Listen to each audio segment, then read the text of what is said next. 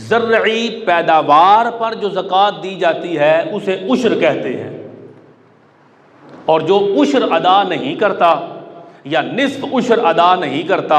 زرعی پیداوار پر زکوٰۃ نہیں دیتا، اس کے لیے اللہ کا قرآن فرماتا ہے، یہ 4 پارہ سورہ آل عمران ہے، ارشاد فرمایا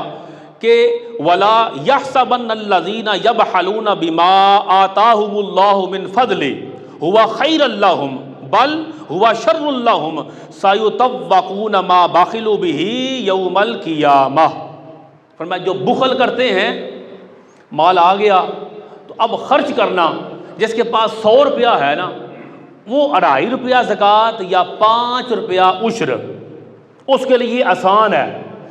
لیکن جس کے پاس 1,00,000 روپیہ آ گیا وہ دیکھے گا 2,500 روپیہ یا 5,000 روپیہ عشر دوں گا، 2,500 زکوٰۃ اور 5,000 روپیہ عشر دوں گا، چلو اس کے لیے بھی آسان ہوگا، لیکن اس کے لیے مشکل ہو جاتا ہے، اور وہ بار بار ہمارے پاس آ کے ضربیں تقسیمیں کر کے ہم سے پوچھتے ہیں، دیر تک جو بندہ سر کھاتا ہے وہ ہوتا ہے جس کے پاس 1 کروڑ 2 کروڑ 10 کروڑ روپیہ ہے، وہ جب حساب لگاتا ہے کہ میں نے 10 کروڑ کا تو مجھے 10 دنے 20 یا 10 5 50 لاکھ دینا پڑے گا، تو پھر وہ کبھی ایسے کر کے پکڑنے کی کوشش کرتا ہے، کبھی ایسے کر کے پکڑنے کی، وہ چاہتا ہے کہ کسی طریقے سے کوئی نہ کوئی سبب ایسا بن جائے، خرچ کرنا مشکل ہے۔ اللہ کے قرآن نے کیا فرمایا؟ اللہ کا قرآن یعنی اللہ کا فرمان،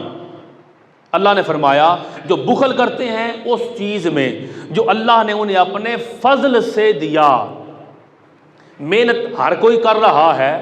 کسی کو محنت کے صلے میں 50,000 ملتا ہے، کسی کو سارا دن وہ محنت کرتا ہے، کسی کو 5 لاکھ ملتا ہے، کسی کو 5,000 ملتا ہے، جو تیری محنت کے صلے میں اللہ نے تجھے فضل سے نوازا، تیرے رزق میں تجھے اتنا مرتبہ دیا، رزق میں وسعت اور خیر عطا فرمائی، تو فرمایا جو اللہ نے اسے اپنا فضل دیا اب اس میں وہ بخل کرتے ہیں، ہرگز اسے بخل کو، کنجوسی کو، اس مال کو اپنے لیے اچھا نہ سمجھیں، بلکہ فرمایا بل ہوا شر لکم، وہ مال جس میں بخل کنجوسی کر رہے ہیں وہ مال ان کے لیے برا ہے۔ کیسے برا ہے؟ فرمایا سَيُطَوَّقُونَ مَا بَخِلُوا بِهِ يَوْمَ الْقِيَامَةِ، ان قریب جب وہ بخل کیا تھا انہوں نے تو قیامت کے دن وہ مال ان کے گلے کا توق بن جائے گا۔ یہ قرآن اس کے ساتھ حدیث بخاری کی شامل کرے، حضور صلی اللہ علیہ وسلم فرماتے ہیں اس آیت کی تشریح میں، حضور فرماتے ہیں صلی اللہ علیہ وسلم جس کو اللہ تعالیٰ مال دے اور وہ اس کی زکوٰۃ ادا نہ کرے تو قیامت کے دن وہ مال جس کو یہ بچا بچا کے رکھتا تھا وہ مال گنجے سانپ کی صورت اختیار کر لے گا۔ یہ بخاری شریف کی حدیث پاک۔ ہم اس طرف جاتے ہیں کہ فلاں چیزوں میں اختلافات ہیں، جی علماء نے، مولویوں نے اختلاف کر دیا، فلاں میں اختلاف کر دیا، بھائی جہاں وہ متفق ہیں اس پر تو عمل کرو۔ اختلاف تو 4-6% تھا، 5% تھا پورے دین اسلام کے اندر، 90 to 95% حضور شیخ الاسلام ڈاکٹر محمد طاہر القادری آپ فرماتے ہیں 90 to 95% دین کے اندر اتفاق ہے، 4-5% اختلاف ہے، لیکن اس اختلاف کو ہوا دی گئی۔ جیسے ہم سارے گھروں کے سربراہ ہیں، ہمیں علم ہے کہ گھر کے اندر 100 معاملات درست ہوتے ہیں، لڑائی کسی ایک بات پر ہوتی ہے، ایک، اور گھر کا سربراہ سمجھدار ہو تو وہ کہتا ہے کہ اتنی جو خوبیاں ہیں تو چھوڑ اس کو نظر انداز کر، اپنے آپ کو سمجھانا ہے یا بیوی کو سمجھانا ہے یا اس نے بہو کو سمجھانا ہے یا بیٹے کو یا بیٹی کو سمجھانا ہے، تو خرابی ایک ہوتی ہے، اختلاف ایک پوائنٹ پر ہوتا ہے اور بعض اوقات وہ پورے نظام کو تباہ کر دیتا ہے۔ تو ان معاملات پر تو اتفاق ہے، تو ان چیزوں کی طرف آ جائیں جو اتفاق والی ہیں۔ ان میں سے یہ بیان کر رہا ہوں، پیارے آقا صلی اللہ علیہ وسلم فرماتے ہیں جس کو اللہ نے مال دیا اس نے زکوٰۃ نہیں دی تو اس کا مال قیامت کے دن گنجے سانپ کی صورت میں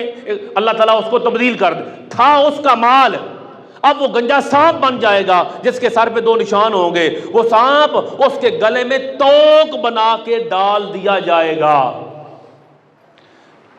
جتنا مال زیادہ ہوگا اس بندے کا قد اتنا بڑا کر دیا جائے گا